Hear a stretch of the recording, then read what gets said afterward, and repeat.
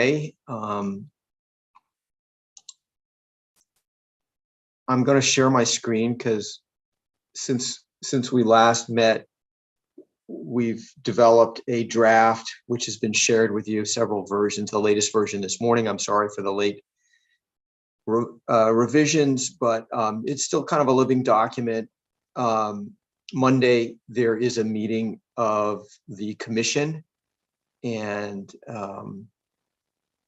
we'll be providing the draft to the commission. So that'll become part of that, part of the record for the general commission meeting. It is draft, so it's not final. Let me just share my screen.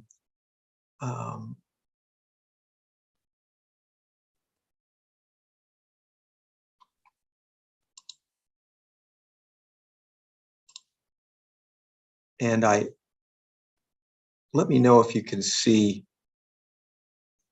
the draft at this point. I'm more familiar with Teams. Yes. Yep. Okay. Yes, all we right. could. Yeah. All right. Thanks, Greg. So I guess it's just a discussion at this point. You know, for what I had sent originally changed to a certain degree based on input from several people. And thank you to Francis, who really kind of reworked section 2.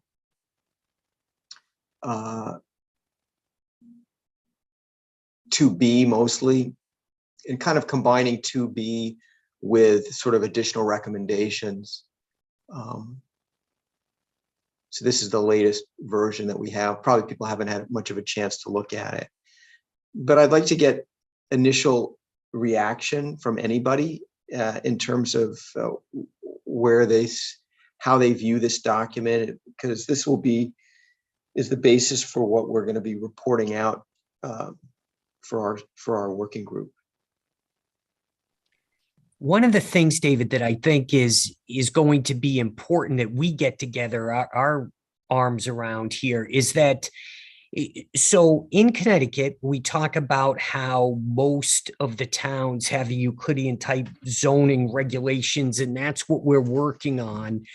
And what we're taking a look at is a fresher look, perhaps, with the form-based code. So it begs the question, and we had this issue with Home Connecticut with this overlay concept about increasing density to drive the price of housing down, right? In the name of housing affordability, affordable housing, we were going to increase density, thereby lowering infrastructure costs and helping the cost of housing in Connecticut.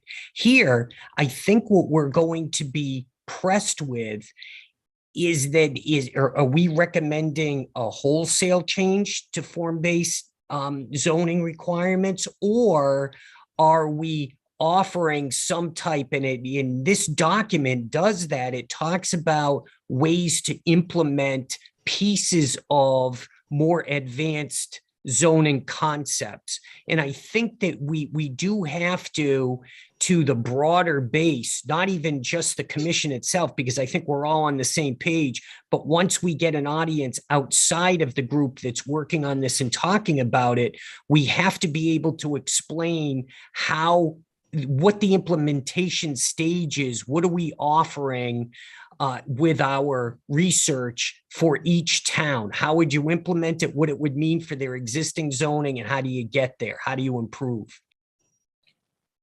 So, I mean, my initial reaction, Greg, is that we are providing the intention of the statutory language is to provide tools to the municipalities, and implementation is critical but it's a couple things. I believe implementation is part of a separate work group that they're working on, and a lot of this has to do with policy and funding issues, right?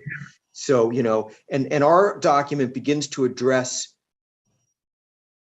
some of the how in terms of, and I intentionally, it looks toward the cogs to become a mechanism to help the municipalities.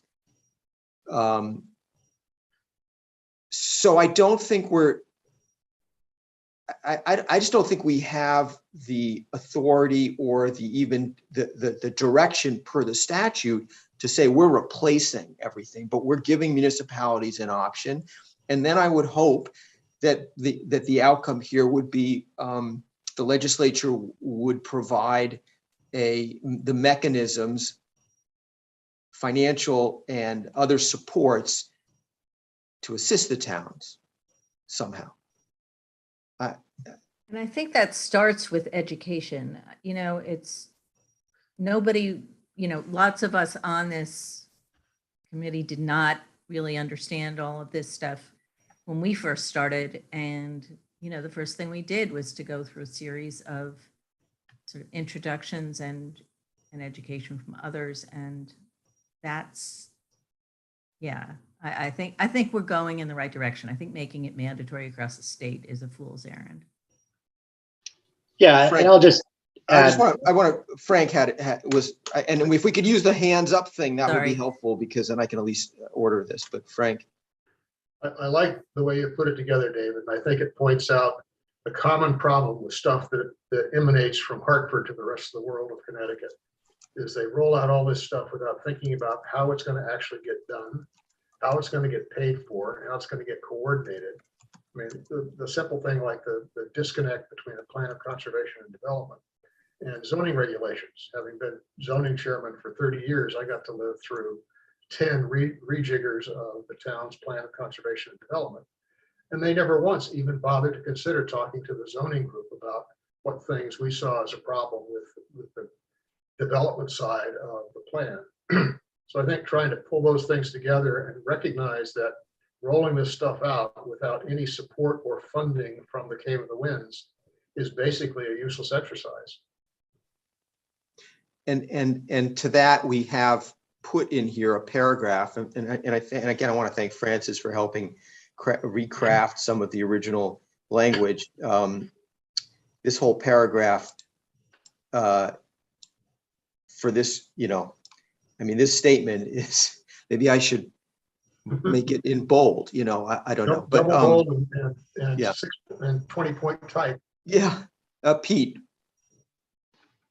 yeah, I just wanted to reiterate something that David said, and obviously the origin of the legislation and this working group really was to address the crippling housing crisis that we have in the state. And really, the two things that often come up that slow down towns and cities from doing something meaningful about it is, one, the technical capacity to update existing regulations or think about new tools that can be used, and two, obviously resistance from folks in towns against some of this stuff. And I think this is phase 2 of the process of, now we've got two audiences that this speaks to. One is certainly town practitioners to say, here is a viable tool, form-based codes, that already works in Connecticut.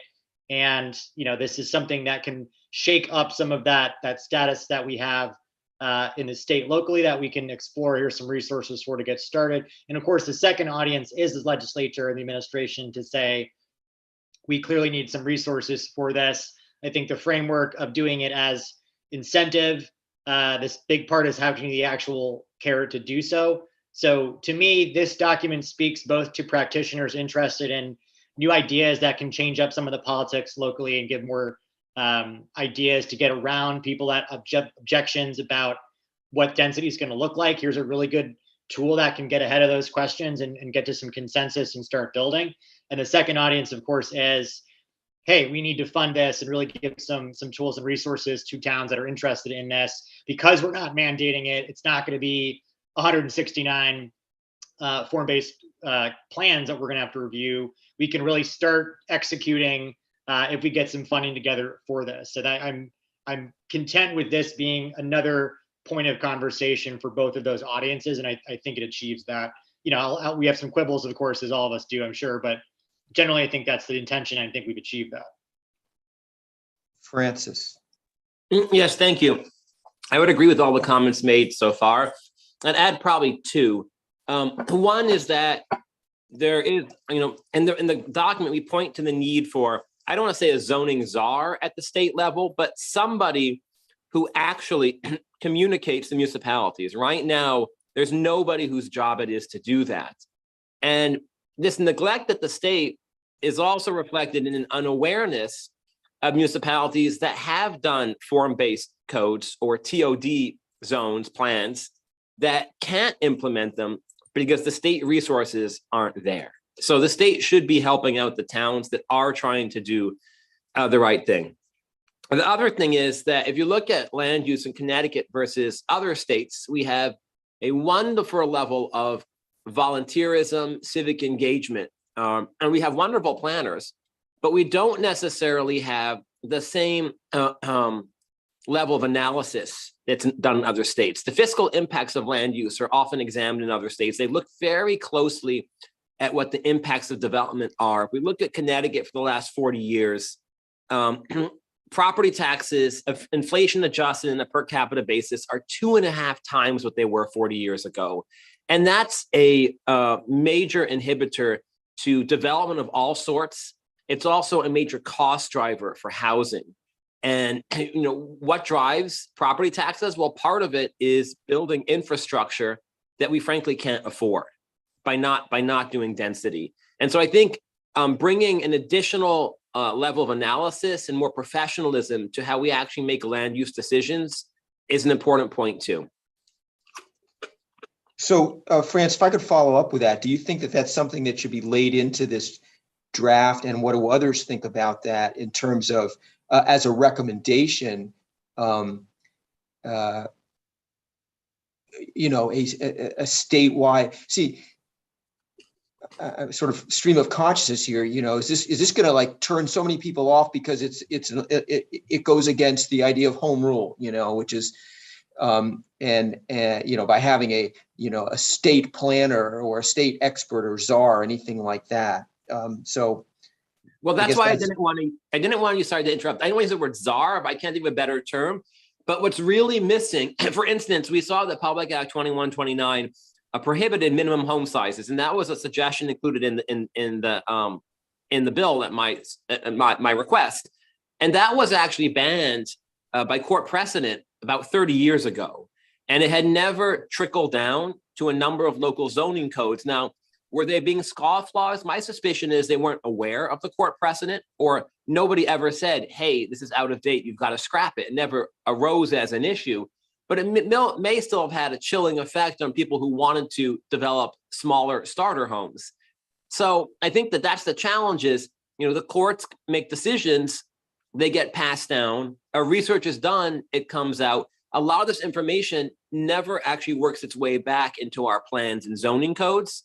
And having somebody who can help share information from the state down to town saying, hey, here's what's going on. Here's what you need to be aware of.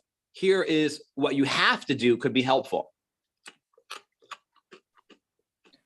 All right. I'm interested in getting other people's take on this, but why don't we continue to go through the list here? Sean, please.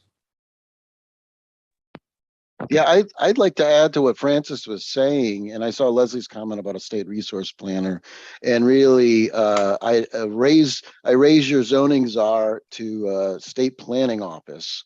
It's disgraceful that we don't have one, and I think what we do is we cast about, as myself as an advocate, local officials for some higher level resource, and we're left with the cogs. And as Francis points out in these comments, the cogs are very limited in their authority. They're very limited in their capacity, if I can say that, some of them more than others. It's disgraceful that we don't have a state planning office. And people that point to OPM as a planning office is just ridiculous. They're our budget office. They're not planners. They don't pretend to be planners. It's a long-term problem that I don't expect this working group or honestly the commission to resolve. But I wish Emmeline was on the call representing the chapter, the APA chapter. But That's the real issue. We get no guidance from the state when it comes to land use planning. And Francis is absolutely right. Towns either, it's hard to know. Do towns not know about these new laws, these new court? They certainly don't know about court precedents lots of times. And it's how do we suss out whether or not it's actively avoiding the law, or just honestly, we have such small communities with limited resources. Why would they be aware of these things? The state, if we want to have 169 municipalities making land use decisions, they need professional guidance. And we don't have counties, and what we have is our COGS, which are not the same thing. The state needs to put its money behind its laws and its policies. I'd like to see something in there about that, but I don't like I said, I have very limited expectations on how that would go. It sounds like there's some consensus around this. What about so I think the one thing that the state does do and updates that I'm aware of is the state plan of conservation and development. Does everyone see that as a document that has little use or standing? Well, David, I would say two things. One is there's a separate working group looking at the state planning process. So I don't want to preempt what their assignment is. I do agree with Sean, but I've been involved with state POCD for many years. There used to be more of a plan there. It's not a plan anymore. It's a GIS mashup, a suitability analysis that actually isn't good for anything. And even the legislature can't, it took them years to adopt the plan. They only adopted the plan after it expired. So there's a complete breakdown or absence of planning, both in the executive and legislative branches. And I've only heard fairly negative things even from people at OPM that have been charged with updating the plan in the past. But let me go on, Robert. Sure, thanks. I guess just first an observation, just with form-based zoning, I know that there are folks on this call that are really driven by affordable housing. And, it is clear to me that form-based zoning by itself will not make housing more affordable unless you do a specific carve out requiring that. It's just an observation. The second question I had is sort of, we're sort of saying form-based zoning, but would we consider lead for neighborhood development a type of form-based zoning? Or something else that may come down the pike like that? Or TOD, would that be a type of form-based zoning?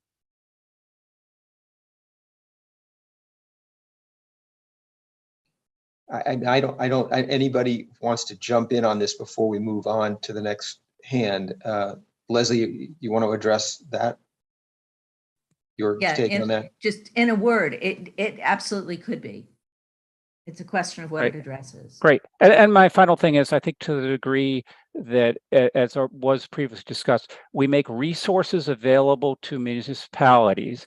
I think there will be significant numbers of municipalities that would like to take advantage of those resources, whether it could be, an annual conference that they just bring together all the zoning officials or zoning enforcement officers and have a conversation. Did you know about these 10 court cases? Or do you know about this? Or do you know about this opportunity now for infrastructure funding that's coming down the pike, or whatever else might be there? I think that would be really welcome.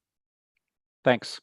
So I think my only other comment about lead for neighborhood planning is it seemed to be based on the presentation that it was geared predominantly toward specific developments.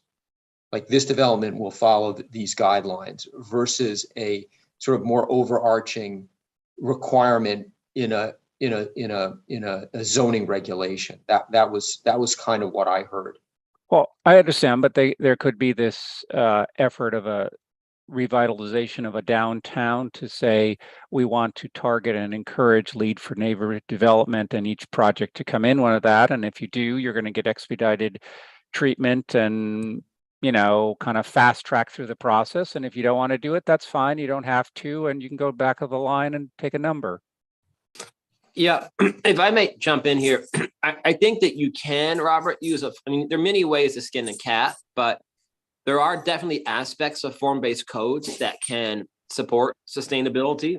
You know, my staff in former jobs have been working on passive solar for 40 years in Connecticut, and passive solar is something you can really promote through a form-based code. And as you know, reduce building energy use by 30 to 40%. So I absolutely think that when we're making these proposals, it doesn't just necessarily benefit affordable housing, it can also benefit other pressing public challenges, such as economic opportunities, such as sustainability, et cetera.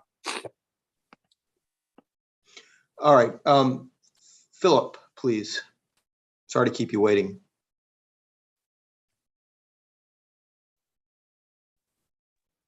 Okay, thank you. Back to the state planning office, or as it's kind of been alluded to, I've been a big proponent of this since I came back to Connecticut as a planner 22 years ago, working in other New England states. We're about the last New England state, maybe there's one other, or I should say in the Northeast, that doesn't have a state planning office. And that causes, so, you know, I'm amazed. I'm on the planner's web server for 20 years since it was created. The new planners who come in, who ask questions, that that there's no other resource. So they're relying on other planners to answer, which is great. But if we had someone coordinating education, best management practices, what's going on in other communities. When I was in Massachusetts, you could call up a person at the state office and say, I'm proposing this. And they would say, this is done in many other towns, it's great, or you can't do this. There's none of that here. We all rely on our town attorneys. And lastly, you know, I'm a planner in Eastern Connecticut. I'm going to guess most towns in the state, or a good half of them, don't have a staff planner. So they don't have a town employee. They have a consultant to guide the volunteers, and that consultant is on a limited basis for meetings. So if there was 169 planning commissions and zoning commissions, I've been a big proponent of this and bring it up with my APA chapter every chance I get. So I appreciate the conversation on this. And yeah, I totally support noting that OPM, you know, last time I did the POCD, and I've done them for other towns, I said, do you review these? And the answer was no, we don't review these. We require them, but we don't review these. And that says it all as far as planning at the state level. Thank you.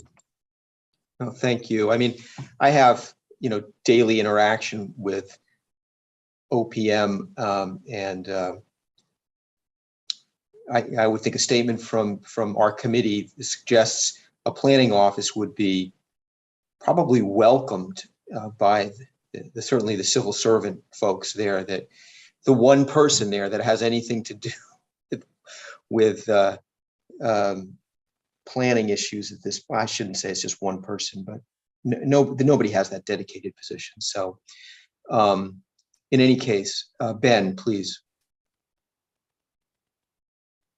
Thanks.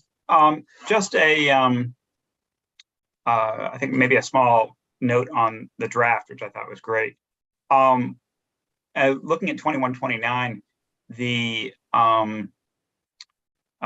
training aspect includes zoning boards. It doesn't include public elected officials, which in some places, I mentioned West Hartford, we're the final zoning authority, and there's no planned training for us or required as it does for others. And I'm wondering whether or not we can, certainly can't mandate it, but add in other bodies that do zoning for that kind of training. I think would be awfully valuable. I don't know how unique we are with that, but I'm sure there are other elected officials who have that function and have the same gaps in knowledge that we're talking about for other boards. So Francis added this into the document, which I think begins to address, Ben, so this wasn't in the original draft. This is in today's revision. Right. And I liked that comment in there. I didn't read the earlier one. I read today's. Let me see. In response to Ben's comment, you're not alone. At least New Haven and Stamford have a similar setup as you do in West Hartford. But I think it's a really good point you raised, because other people are involved in, I mean, we're talking about zoning here, and other people are involved in zoning besides zoning commissions in some municipalities. And the other reality is that if we look at Public Act 2129, it's not specific just to zoning. We also have subdivision ordinances. We have road design standards. We have approval processes. Many of these things are not set by zoning commission. So there probably is a benefit to educating additional parties besides the zoning commissioners. And we could mention that in our report. Yeah, I think it would be very helpful. Aside from, we're told, okay, if you do this, you'll get sued. But definitely people step over the line and don't always understand some of the fundamentals. Yeah, and that's one of the reasons why I believe that the street design guidelines are in there, because we have municipalities that require roads that are cul-de-sacs to be 38 feet wide, and there's literally no reason to do that. It's massively expensive for anybody who's building that and to maintain it, and that's really education of the Public Works Department. Oh, that's another great point, because we get the same. To expand on that, I mean, we get comments from, certainly police and fire have a huge impact. Nothing stops anything quicker than the fire department saying they can't, it's too narrow for them. No one's going to overrule them. Right. I had an issue, Ben, where we wanted to do a road diet, and the police department said that will lead to speeding. Right. And it's like, what? When so much education is needed. Yeah, our first version of a road diet was exactly that. It was public safety that was criticizing, and that finally went away. But yeah, it's very hard for any kind of body to overturn a police chief or a fire chief saying that they're worried. So I'm just looking at the language. Is there a way? The peer review is great. I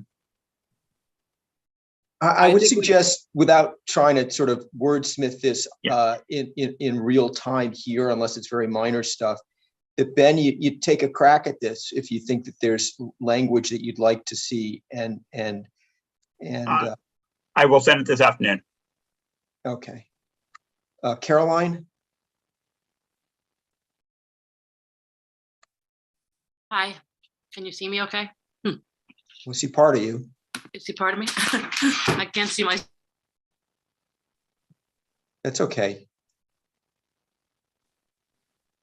I think we lost you though. David, will you be sending out this latest version of the draft? Yes. Following the meeting today? Perfect. Yes. Whatever I have at the end of the meeting today, I will send out. Great. And it continues to be a draft. All right. Waiting for Caroline to re-hook up here. Steve? Sure, thanks. And it might be premature at this point now, I'll also take another read through, but in thinking about what this model design guideline is going to look like, are you thinking it's like a single document that's applicable statewide, or that there's different components to it based on the type of municipality you're dealing with? Just thinking about the differences in the types of development, whether you're in a much more urban setting versus more of a village setting, and then you might also have like a maritime village, which is going to have a different look and feel to things. So there should be enough flexibility built into that to allow for those types of things, and then making sure that's tying back to the funding at some point, because maybe there's this great document that's created, but to make it work within a specific municipality, you're going to have somebody on the ground in that municipality that can, tailor to the needs of that community, because they're going to be different from, town to town. Yeah, no, Steve, I think it's the, I guess, it's not meant to be a one size fits all. I don't believe that's what but we really need the help of, we need funding and we need to hire somebody that can help develop some kind of a document that could be used by all the different towns and municipalities at different scales with different, from, the small hamlet to the larger, small cities and so on. So yeah, no, I think that was always the intention here, was to provide tools to be used at different scales and not to be a one size fits all, if I understand it. Francis. Yeah, in response to Steve's question, I think for this to be successful, we can't have one, 2,000-page document you slam down on a desk and say, here are your model design guidelines. I really think we're talking about probably a series of different guidelines for different types of places. And if you break it down to say 3 or 5 different types, and I know we've talked about transects, but you're absolutely right saying a hamlet versus a town center versus a city downtown, then you have less adaptation work to do. It's an easier translation. Some documents may be more statewide. If we actually got good street design guidelines, you might be able to have the whole range in one document. But I think it's going to be a series of documents, is my guess.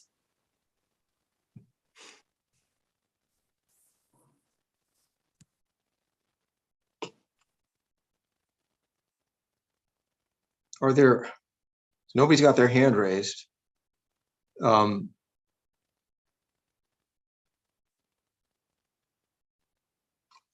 It sounds like we clearly have consensus. No one spoke against the idea of a statewide planning office. I think it would be excellent to develop language there to help into our draft. Hopefully by Monday, or certainly following, in a subsequent draft. I could try to put a placeholder in now for that. Frank? Nobody has yet mentioned the CFPZA, the Connecticut Federation of Planning and Zoning Authorities, which does provide a fair amount of education to zoning enforcement officers. As a matter of fact, they currently have a seminar coming up on pending litigation or pending legislation, excuse me. So there is some delivery of education to zoning enforcement officers if their town pays for them to belong to the CFPZA and funds them to go to the meetings.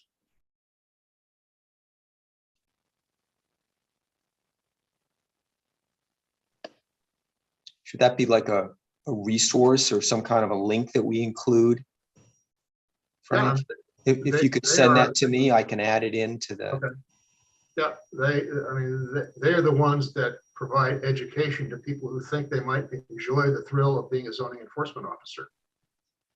There's a series of education services that they provide that most towns require you to have a CFPZA certificate that says you've done all this good stuff before you can be considered as a zoning enforcement officer. Now, that's for zoning officers. Yep. The planning is done more at zoning the zoning commission level. And any zoning commissioner can attend them. I went to several of them back in the dark ages.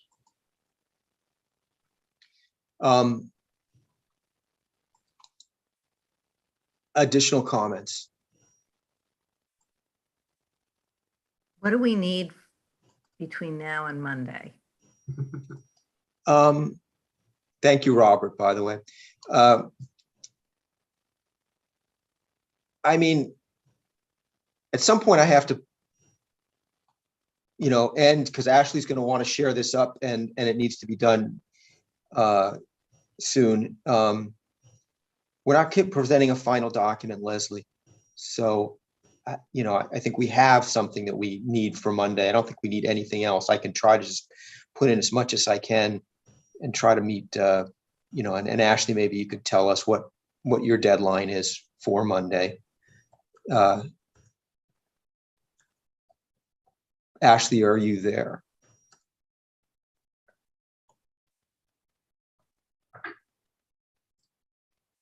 In the meantime, Caroline, you're back with us. You want to give it a shot? Yeah, because I didn't want to end on that note for sure. So my feeling is that the COGs do a lot of great work. And I think there's a lot of antagonism being generated against them in our region, at least sometimes unfairly. And so I think we need to kind of be really cognizant of that when we draft this, that we make sure that it seems like that there's an option for municipalities to go to another office besides the COG to get their information, and that the COG can facilitate that in many ways. But that's, I believe that idea for a planning office is excellent, because I find that a lot of the communities really are interested in learning more. It's just a question of where they get that information from. And what happens is, because they don't have the information, the COGs jump in and provide a lot of the information, but then the municipalities often feel that they're not directing that process. And so if somehow we can always ensure that the process is being directed, or the municipalities feel that they're directing that process, I think the better results we'll have. So it's a vote for a planning office, basically. Essentially, yeah. Yeah. And vote for working with the COGs, but doing so in a way where there's other options available, so that the municipalities don't feel kind of forced to work with a COG if they feel they want to use other options as well, or in addition to the COG. Understood. That's it. Okay. Additional thoughts or comments?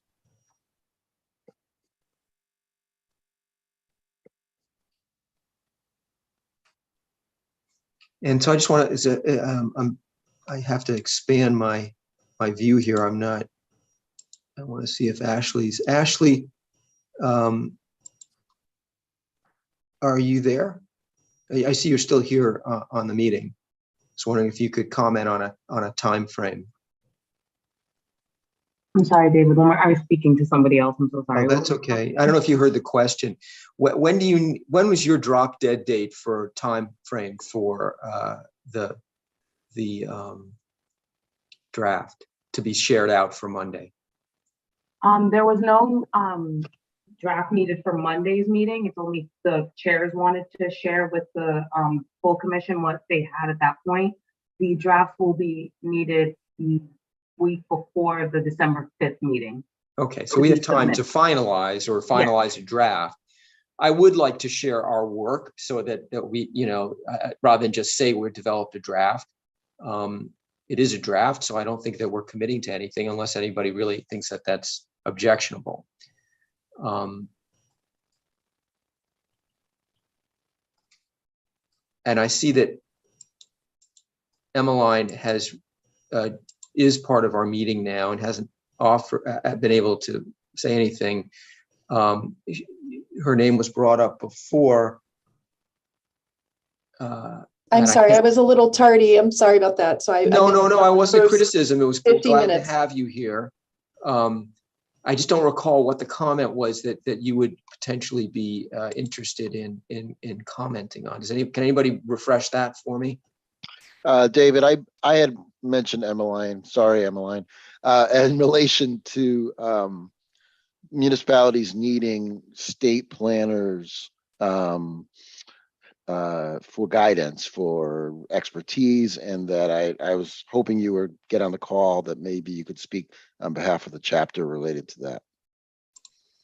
Yes, I think for CCAPA, we have been advocating for quite some time that we need a state planning office. So, I know that in terms of Rebecca Auger, who was our recent, who I took over for as CCAPA president, that was part of her desire in terms of moving over to OPM is to help, generate a little bit more planning capacity in that office, and to see, whether she had any opportunity to advocate for change while in the organization.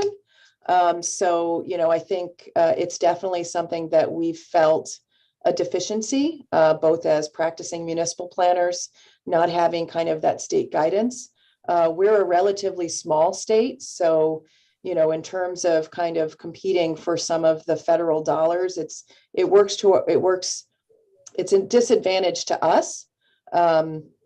especially from a broad policy perspective.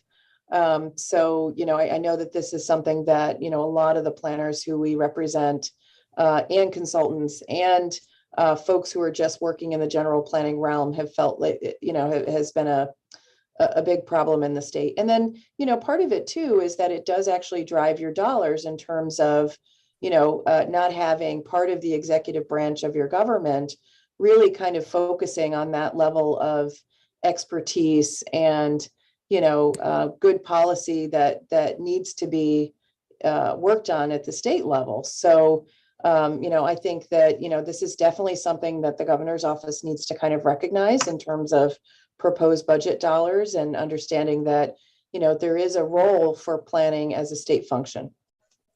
So I guess I didn't realize, so Rebecca was with SLR or Nylon, right? And then I didn't realize that she went to OPM. What is her position there now? Do you know? I think she's a deputy director, isn't she? Or she's like, I would have to, I'm sorry, I would have to look up exactly. That's okay. I mean, exact role I is, wasn't but aware of where that she landed. But I'm going to make a note of that because I can find that out. let me see if she comes up where I can get her exact title real quick. Yeah, she succeeded Dan Morley at OPM. Oh, so that's very recent because he just retired. Yes. So she's the Right. director of planning and land use at OPM now, right? Yeah. So I Director stole of Planning and one of Land their Use guys Services. 2 months ago. Their office Oh. is very limited right now. They have at full capacity. They're 4 people and they cover a lot of different stuff. Actually, I take that back. I don't actually know what her title is. But if she replaced Dan Morley, you think? She did, correct. Yeah. Mm-hmm. Okay. And Dan in his previous role had done a lot of coordination with the COGS, in terms of legislative planning requirements and ensuring that, those kind of trickle down through the COG level, at least in my past experience with Dan. Yeah, Rebecca's title is Policy Development Coordinator, Office of Responsible Growth. Okay. So Emmeline, can I ask you to maybe, with your expertise, give us a blurb for a inclusion in the based on the current draft for a state planning office, how we would change, what we want to suggest here in sort of broad language. Sure, I can submit something back to you, and then if you want to send it out to the group for their review and any comment, that's fine. Everything's going to be a draft form for Yep. further review. We're not finalizing anything, but I just saw a hand go up and go down. Anybody? That was me suggesting, you said exactly my thoughts. I think that's a wonderful idea, David. Okay, good.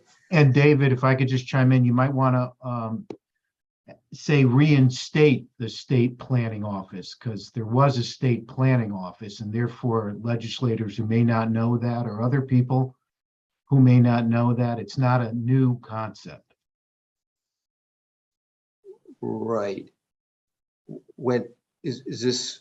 Okay, I'm not sure what the overall history is, but we could certainly say that. I just want to make sure that when we say something, that we're saying it correctly and give some kind of context to that. Okay. Well, you may want to look it up. There was a pretty vibrant state planning office. I believe it went out in the late 80s or in the 90s. Got it. Because the director was at a forum a couple of years ago, former director, to talk about it to planners. One complication, I think, for all of our efforts here is, we start talking about building the executive branch, yet the legislation, the CCDF is a result of a legislative initiative, not an executive branch initiative.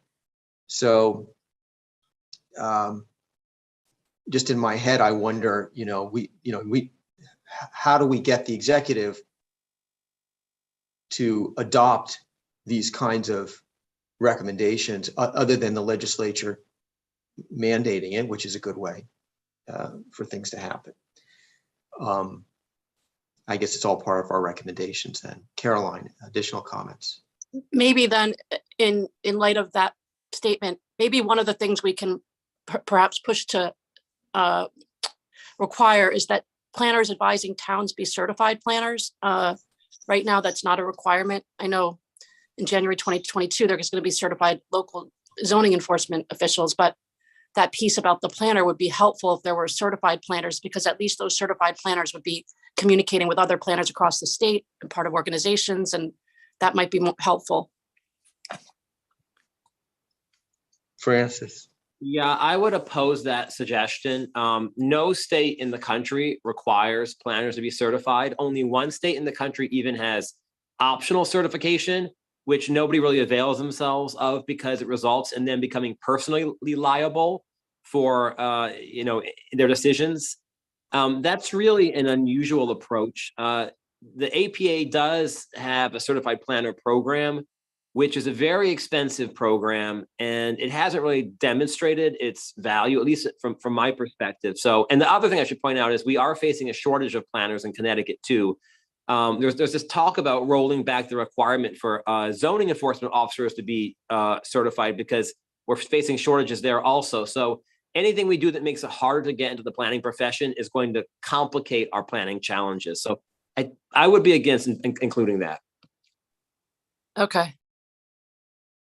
Steve? Yeah, I would agree too, because I think most communities are going to either require that at hiring or going to put that as a timetable. You have to obtain certification by X date. So I wouldn't worry about that so much. Leslie? Mute? You win the mute award this time. Sorry about that. I'm going to push it back against that a little bit, Francis. And there's probably a middle ground, but the advantage of the advantage of being certified is that you are required to continue your education and have continuing ed credits in certain disciplines every year, which, if nothing else, sort of forces you to go to a conference or go to a meeting or meet with your colleagues. And that doesn't always happen if you don't have that sort of in the back. But I'm sure that somehow there's a middle ground there. You know, Leslie, I think you're absolutely right that professional development, continuing education it's very important. Things do change. We do learn from our mistakes and our successes. But I think one can also make valid criticisms of how continuing education is structured through APA.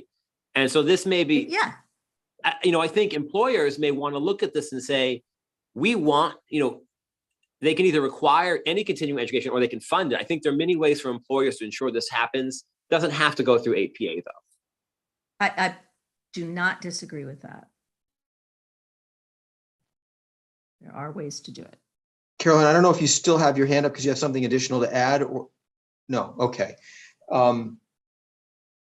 Any other thoughts or comments before we have more time, but we don't need to stay on unnecessarily. Matthew? Yeah, I don't want to add greater burdens to getting planning done by forcing certified planners to be involved with municipalities. I think that the idea of just having some kind of person helping out municipalities is a better thing than municipalities sort of struggling on their own. So, I mean, again, not being a planner, I have this question about the certification authority for planners. Is there only one? Is it universally recognized? Planning is not a licensed profession in Connecticut, as is like engineering or architecture or accountancy or other things that carry a state license. So I mean, I think that's a challenge when you talk about certifications, but I'm not sure about that. Caroline? Yeah, perhaps this is something we can discuss in another meeting, but I think it's very important. And I see the points about not requiring certification necessarily, but what we're running into in a lot of these towns in the area is that planners who don't have the certification, who don't have the expertise, especially with regards to all the changes that are being made at the legislative level. And then what happens is the town attorneys are called in at significant cost to analyze and the regulation. So you're basically having your town attorneys serving as planners because they are the ones with the knowledge. So there is an issue that it would be interesting to kind of discuss and see how we might be able to find a middle ground for that. Francis? Yeah, Caroline's point is a very important one, that, you know, when you attend planning and zoning commission meetings, often the town attorney is sitting there and everybody defers to the attorney, and it is expensive. I think this goes back to a bigger challenge, which is a lot of our land use policy is being made by the courts, right? Since we can't seem to get things through our local commissions, the legislature can't seem to do things. And so everything gets kicked to the courts, and the courts are not really the best venue to be making land use policy or regulation. But I think that's might be beyond our purview. It's definitely a much bigger, very important, but a much bigger discussion.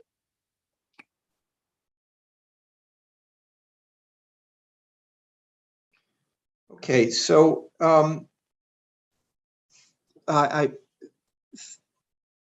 guess even during our discussions here, so I've gotten some feedback from Ben and from Frank.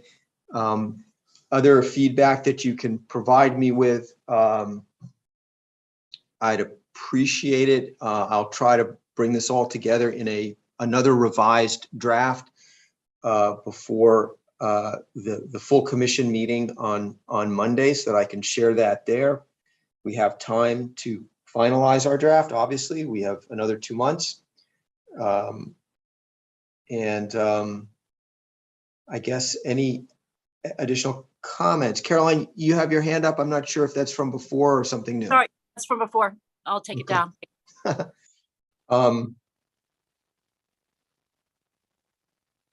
If nothing else, I just want to thank everybody again for